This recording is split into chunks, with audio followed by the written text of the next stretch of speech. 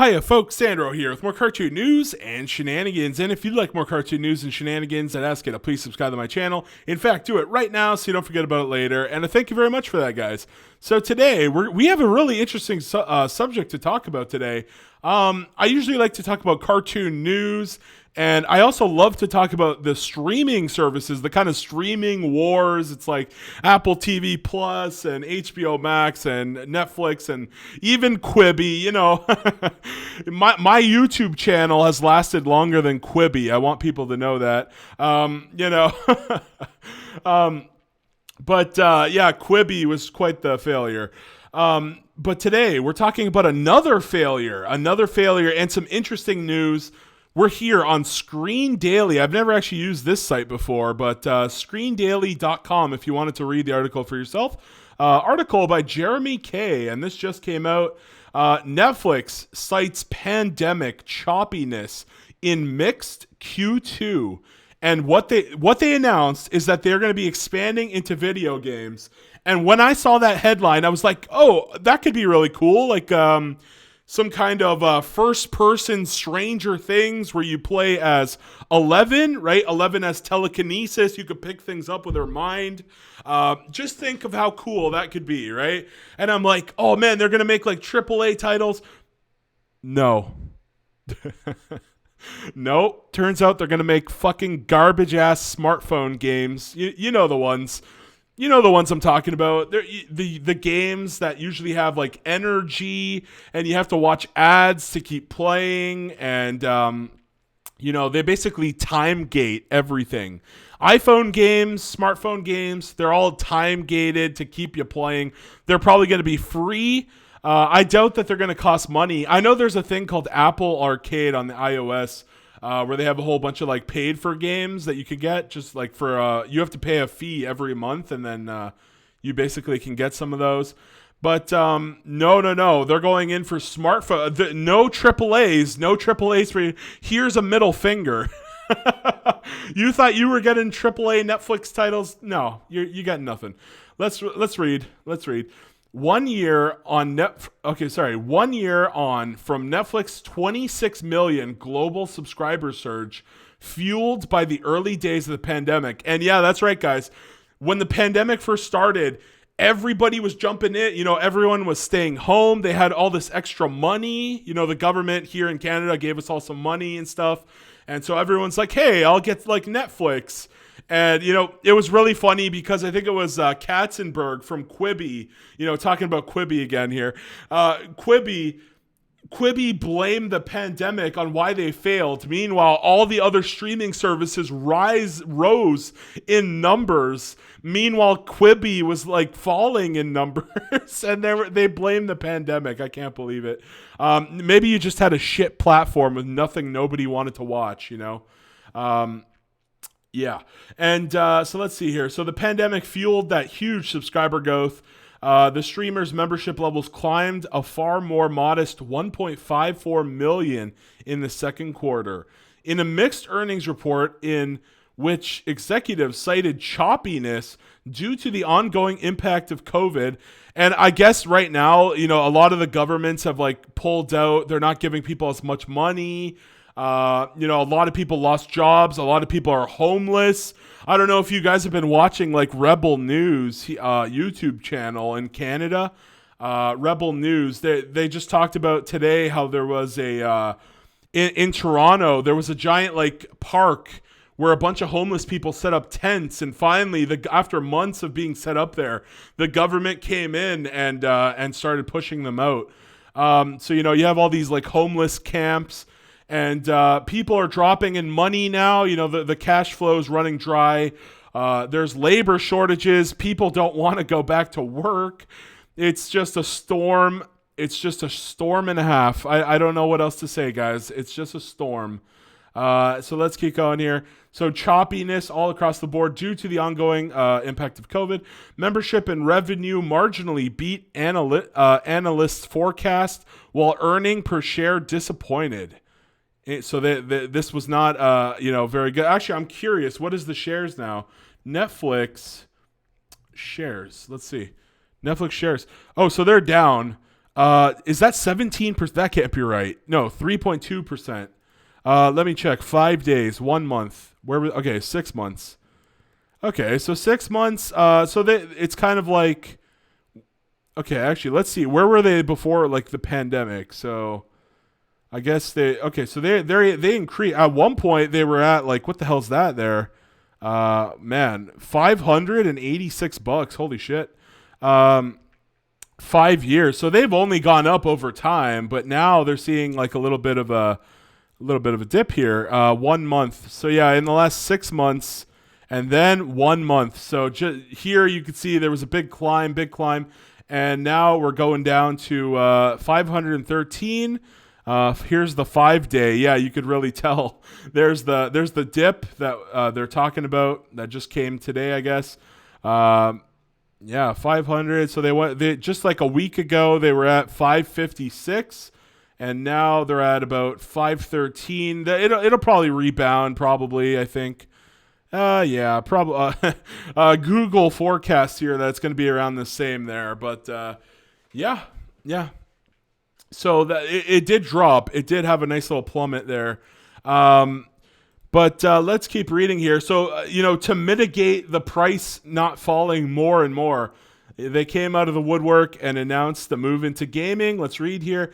So, eager to accentuate the positive, executives talked about a move into gaming, which will initially focus mostly on games from mobile devices and is seen as an opportunity to acquire titles.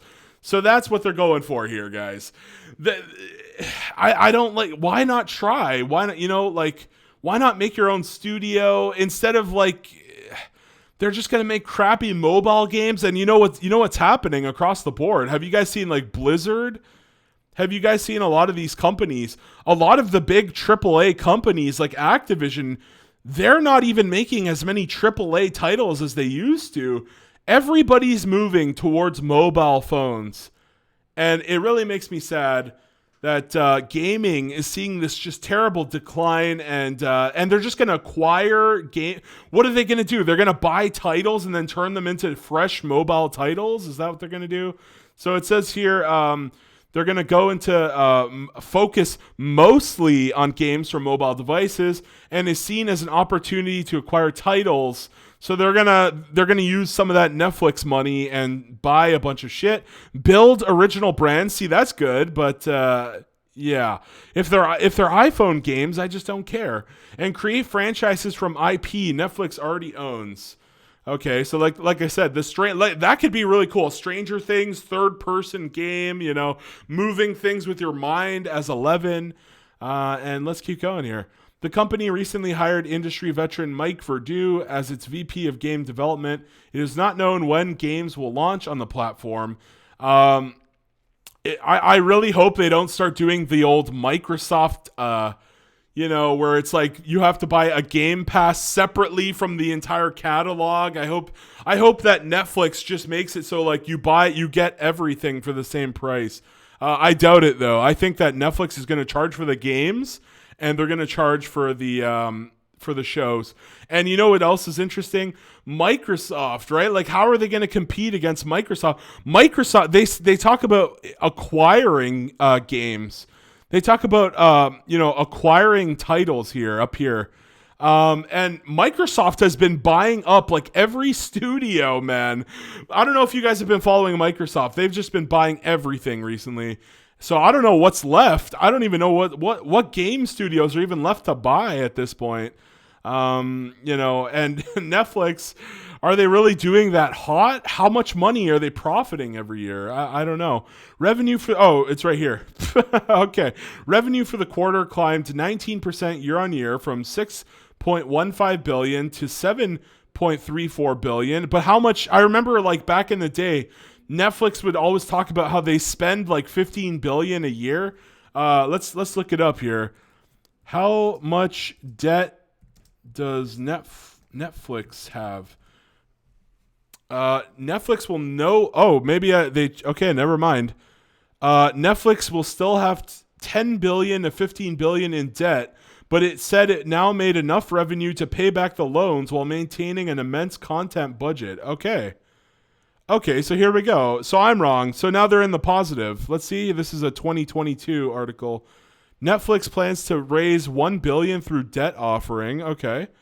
Netflix says it doesn't need. So Netflix says consider buybacks as it returns to positive cash flow after 2021. Okay, so Netflix is in the clear now. So it seems like all their debts are paid off, and now they're able to actually make money. But you know, the game industry is no ordinary industry. It takes a lot of money, a lot of time, and a lot of work to make video games. And I don't know, man. I don't know about this one. I think Microsoft is just going to slaughter them. I really do. I think Netflix is just going to, or Microsoft's going to kill Netflix in this area. But let's keep looking up here. So they made 7.34 billion and are forecast to raise 7.48 billion in the third quarter. Earnings per share was $2.97, down on internal and analyst forecasts of $3.16 and $3.14 respectively. Roughly 2/3 of the 1.54 million memberships gain in the second quarter came from the Asian Pacific region, while the US and Canada, now referred to in Netflix reporting as UCAN. Hey, they combined us with United States. Okay. Saw a loss. Good. Netflix, okay, you make cuties. You fucking make cuties, and this is what you got. 400,000 people stop subscribing in US and Canada. Good. In a landscape where rival platforms have come online in the past 2 years, I think HBO Max is the hidden dark horse of the streaming services. I really do. I think that HBO Max is going to be the one to like secretly climb through the ranks and become number one, probably worldwide eventually. And I really think that they need to revisit the idea of putting all of their comic books. They used to have this like DC. What was the name of that thing? DC Comics. Okay. DC Comics app closed or shut down, right? What was the name of that? Comixology? No. Shut down. There was an app. What the heck was the app called? Was it? No, it wasn't Comixology. DC Comics streaming? I don't know. Comic book app shut down. I can't remember the name of it. I swear. DC Universe Infinite. Yeah. They used to have all of the comic books all in one little place. Not all of the comic books, most of them. And they had exclusive DC shows. And they ended up just pushing all of this shit on HBO Max. I think they should just merge everything into HBO Max. Bring the comics to HBO Max. Like, you know? Let people read the comics on HBO Max. What are you doing, DC? What are you guys doing, man? So let's go back to the article here. So they lost 400,000. Excuse me, guys. Let me grab some water. So they lost 400,000 subs. And the company forecasts a 3.5 million global membership gain in the third quarter. Netflix executives attributed the UCAN subscriber drop to the large membership base in the region. How about cuties? You ever talk about cuties? And the relative lack of new titles. Yeah, that's true. Also, Netflix just hasn't been doing so good. I just talk like they're doing a lot of reboots that are not even that great, honestly. To that point, executives noted COVID-related production delays in 2020 created a lighter first half of 2021 slate. The streamer has already spent $80 billion on content in the first half of the year, up to 41% year on year, and anticipates a strong second half in terms of new content. The third quarter slate will include new seasons of shows like Money Heist and Sex Education. None of those sound appealing to me, I gotta say. As well as features as Sweet Girl starring Jason Momoa, Kissing Booth 3 and Kate, and animated feature Vivo. What is Vivo? I've not heard of that. Okay. Vivo? I don't know what Vivo is. Okay. Maybe we'll get more on that later, I'm sure. Hold on. Where's the article? There we go. So I'm not sure what Vivo is, but we're gonna. I guess I'll find out later at some point. The streamer said its international prospects remain strong. CFO Spencer Newman hinted at encouraging growth potential in the Asian Pacific region, where Netflix market penetration is around 10%. So they're basically going for a lot of those, China, Japan, Philippines. I don't think so, right? Is the Philippines considered Asia? I think so, right? Actually, maybe. I don't know. All of those countries like Vietnam, Laos, et cetera, Mongolia, probably, North Korea, South Korea. Well, probably not North Korea, let's be real. But South Korea, probably. All those Asian countries down there. And where else are they going for? And the sub-Saharan Africa.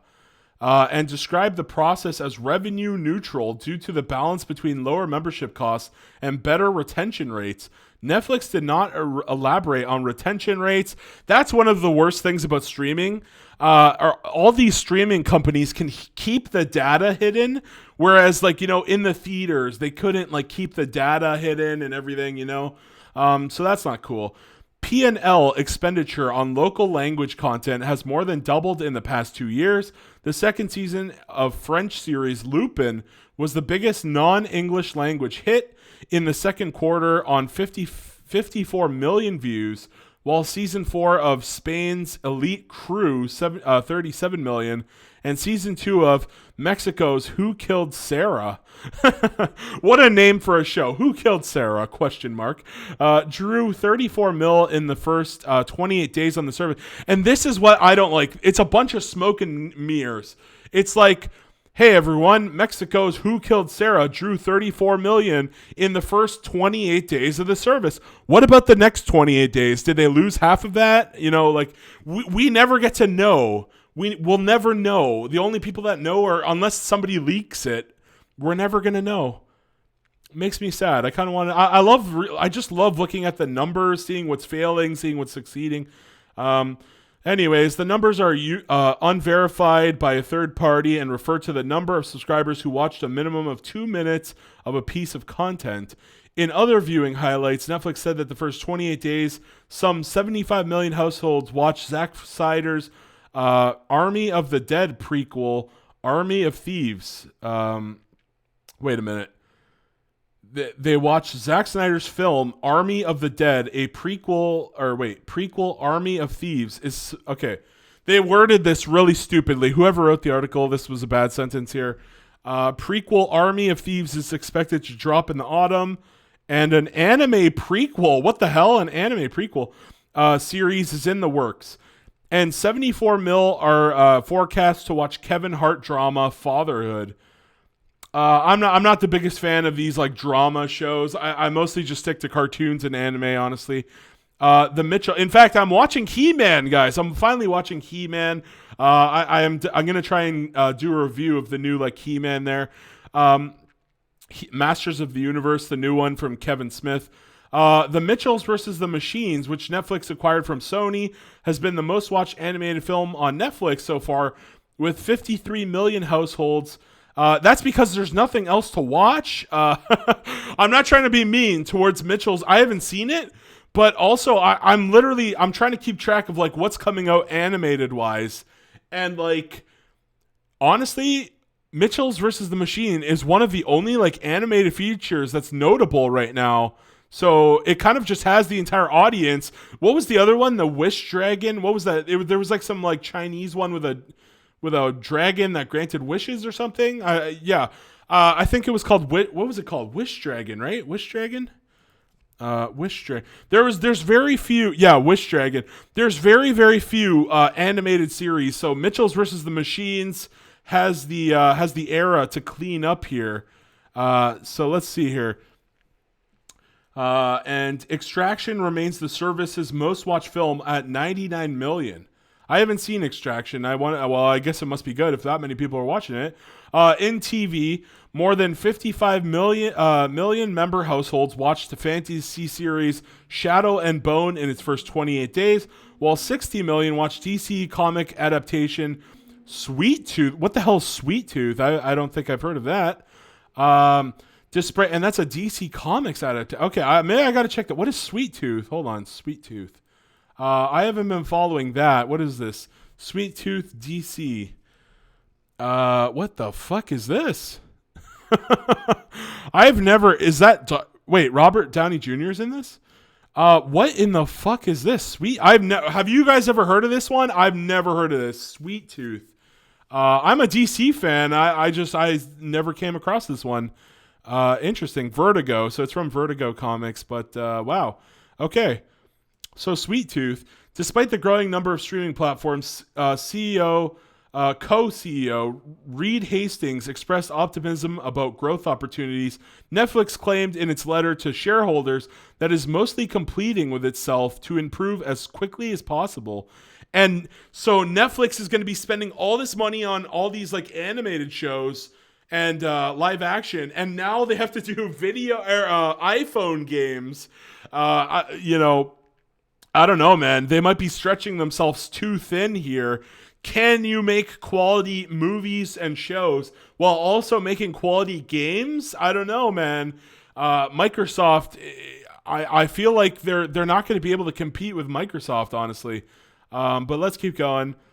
So Netflix claimed in its letter, okay, hold on. So final thoughts here. Streaming is catching up with linear and now accounts for 27% of US TV screen time, according to Nielsen, which estimated Netflix has a 7% share of US TV screen. That's it? Only 7%? That compares to 6% for YouTube. Really? YouTube only? No, that doesn't make that can't be right. That can't be right. And Hulu 2% for Prime Video and 2% for Disney Plus.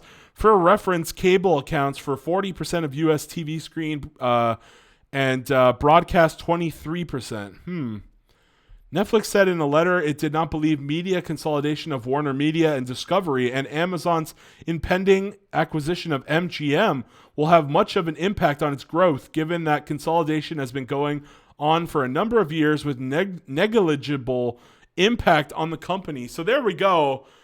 So they don't think that, the big thing, Warner Media and Discovery, I did a video on that too.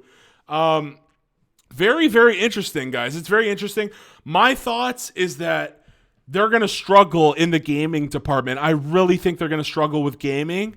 I could be wrong, but gaming is hard work, guys. Even Stadia didn't really, Stadia is still alive, but it's such a competitive industry, and it's very costly, very, very costly. So it's going to be tough for Netflix to crack that nut.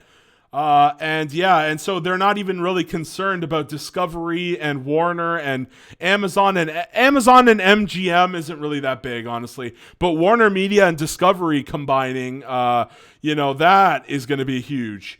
But yeah, guys, that's it. Let me know your thoughts in the comment section down below. Are you surprised? I think it's hilarious that they lost 400,000 people in the US and Canada. That's what you get for fucking cuties, you bitches.